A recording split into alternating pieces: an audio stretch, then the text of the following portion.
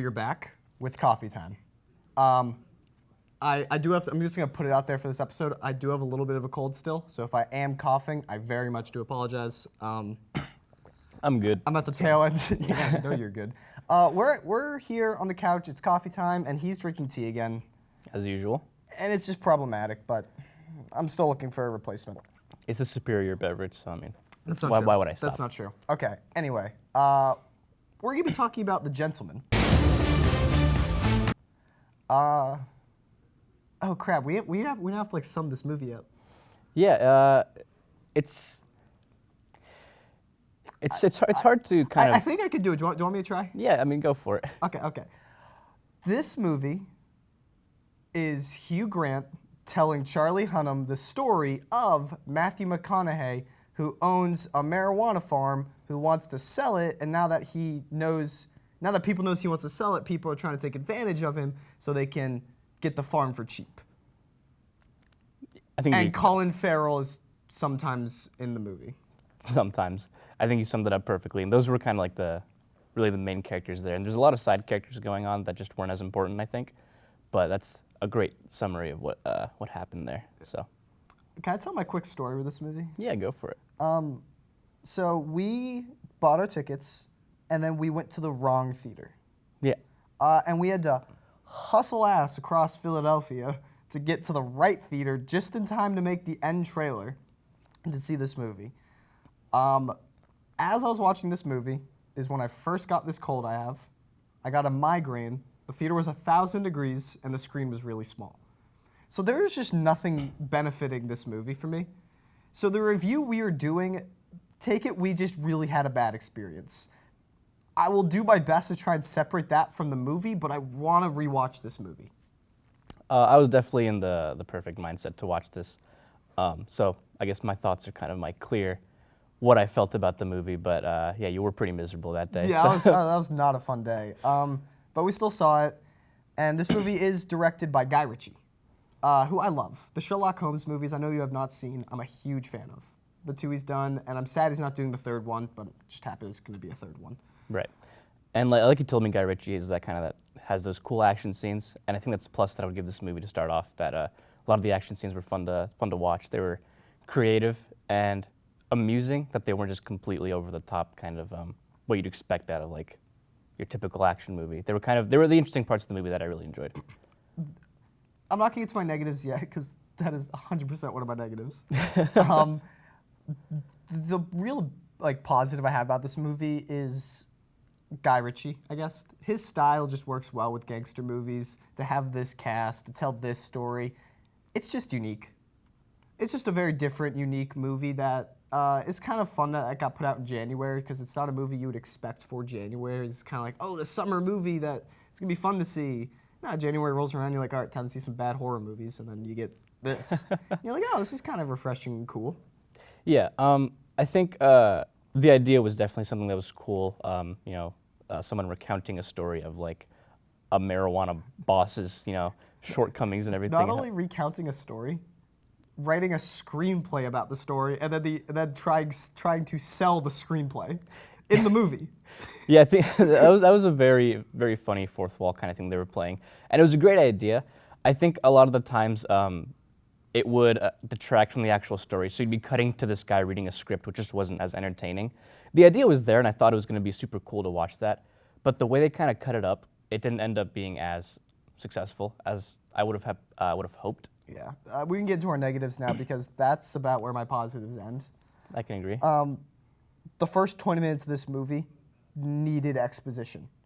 But it felt like not exposition, but it was exposition. It was cutting so fast back and forth. The pacing was terrible. I was just like, well, I don't know what's going on. I kept trying to figure out what's going on, and it just wasn't telling you. You eventually get the feel of it, and you're like, okay, I know the characters' names now. Okay, this is working. We're going along. But every time it cuts back to Charlie Hunnam and Hugh Grant, I was bored, which I've heard is the best part of the movie from people. I was surprised, because we did watch it with some other friends, and they were talking about how they love those parts, and it was funny. But it was super hard to know what was going on in the first, half an hour, I might say, where I wasn't sure how those Hugh Grant and Charlie Hunnam were, how they really related to what the story they were telling about, the screen they were talking about. Yeah, because you don't really figure out their relationship with the other characters, the story they're telling, until about like an hour and 20 minutes in. That might be an exaggeration. Definitely is, but still. Yeah, which is why it was hard to care a lot of the times when they were talking, because we didn't know why they were talking about what they were, how they knew it, and I didn't even know that the story they were telling was true until like a good 45 minutes in, where I was like, oh, these are actual characters that they interacted with. That's why they're writing the screenplay. On top of that, the humor in those scenes was kind of funny at first, and then it was really the same kind of jokes going on and on and on about how Hugh Grant was just very childish in nature, I guess. So it wasn't as funny as I thought people were talking about, and it was hard to kind of tell where the story actually lied in the movie itself. Yeah. I like the idea of you don't know what Hugh Grant telling Charlie Hunnam is true or not, but they didn't really play it up that much for me, so I can't really say they actually did it. I gotta go back to positives real quick because I forgot. Any scene with Colin Farrell in this movie, I actually thought was amazing. He plays like a fighting coach, Boxing coach. Boxing coach. I forgot what it was. And him and his students, he steals this show. He is great. Everything about him in this movie, I want a movie about him now. I don't care about the rest. But quickly getting back to one of my big negatives, I guess I have two big negatives. One was one you brought up earlier, which was the fighting. So maybe it's because I've seen his other movies, and movies like his two Sherlock Holmes movies I'm such a big fan of. He has such a great way of shooting a fight scene. It's so weird and bizarre looking, and every time a fight scene was just about to break out, they'd cut away. And I was just like, stop it. I get it, this is a gangster movie. It's not really a movie about fist fights and karate and all that stuff, although there's a karate teacher and people who know karate apparently, so maybe it is. I just didn't know why they started cutting away so much. I was getting so annoyed. I feel like I was watching Godzilla all over again, where it's like, you want to see Godzilla? Just kidding, it cut to news footage. It's not Godzilla yet. Oh God, that bothered me. Yeah. And then my other bother was, although all the characters were cool, and other than Colin Farrell I don't think fits into this as well, because they do a good job with his character. All the characters are just, like Matthew McConaughey and Charlie Hunnam, are just cool people. They talk to people, they sound cool, they look cool, they say cool things, and that's it. Beyond that, there's nothing else about them. So I found myself really not caring when we got to the end, and it was like, is that person gonna live or die? I was like, I don't really care. That person's just kind of boring. I think a big fault in that is that not a lot of characters really had like drawbacks or significant kind of like disadvantages that made them more human. It was kind of everyone who's a super suave and cool marijuana pot farm dealer and something like that. That when the flaws came up, it was hard to kind of see them as like relatable characters and more as just trying to make people look cool in certain scenarios and kind of forcing them to be these cool people that we can look up to. I think it was done well with Charlie Hunnam's character. I think he was just cool to watch. But everyone else, I didn't really care as much about their characters because they were just very cut and paste with how they had them written. But the comedy in this movie is top notch. There's a scene where a fight's about to break out, and one by one, these guys keep coming out of the store. They're like, yo, dude, this guy wants a fight. Yo, come here. Then the dude comes out and goes, oh, this guy wants a fight. Yo, let me get my other guy. And the other dude goes out the door. And although I was really sick, I was trying not to laugh and cough at the same time. I was just coughing. And I was sitting there just coughing throughout the scene, trying to laugh. I want to watch this movie again. I feel like when I watch this movie again, I feel like I'm going to like it a lot more. Yeah, there were some scenes that just had me outright just crying in laughter.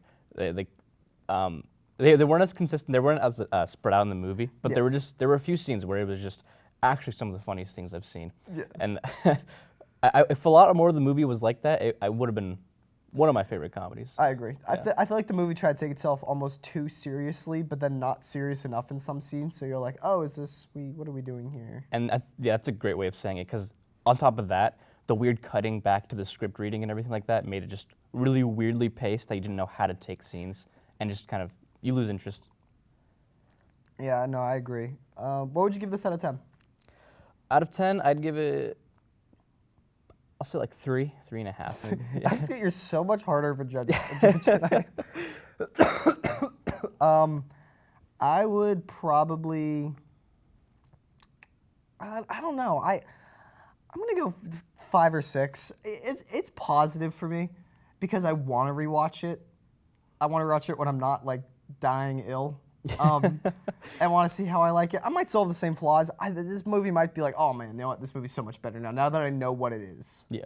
But I'll say like a 5. I enjoyed it about 50% of the time. Yeah. Any movie after my first watch, I'm usually pretty. 3. I'm usually pretty open to changing it after like a second and third watch. But for now, I definitely stick with like a 3. That's fair. That'll do it for this episode of Coffee Time. Go see The Gentleman. Although we weren't the biggest fans of it, it's a great movie to come out in January. Probably one of the better January releases I've ever seen. Because this is where Hollywood dumps all their really bad movies. Bye Bye Man. It's a great movie. Yeah, definitely go see it. If you like it, good. We went with a ton of friends. They all loved it. So this is definitely a movie worth checking out. And we will see you next time. See you next time.